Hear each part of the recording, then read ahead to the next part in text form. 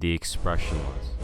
In June 1972, a woman appeared in Cedars-Sinai Hospital in nothing but a white, blood-covered gown. Now this in itself should not be too surprising, as people often have accidents nearby and come to the nearest hospital for medical attention.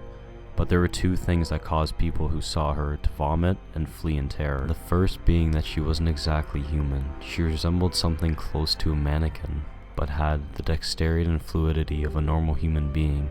Her face was flawless as a mannequin, devoid of eyebrows and smeared in makeup. There was a kitten clamped in her jaws so unnaturally tight that no teeth could be seen, and the blood was still squirting out over her gown and onto the floor. She pulled it out of her mouth, tossed it aside, and collapsed. From the moment she stepped through the entrance to when she was taken to a hospital room and cleaned up, before being prepped for sedation, she was completely calm, expressionless, and motionless. The doctors thought it was best to restrain her until authorities could arrive, and she did not protest.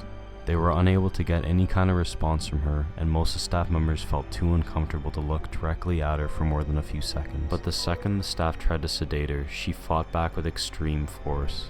Two members of the staff had to hold her down as her body rose up from the bed with that same blank expression. She turned her emotionless eyes towards the male doctor and did something unusual. She smiled. As she did, the female doctor screamed and let go out of shock.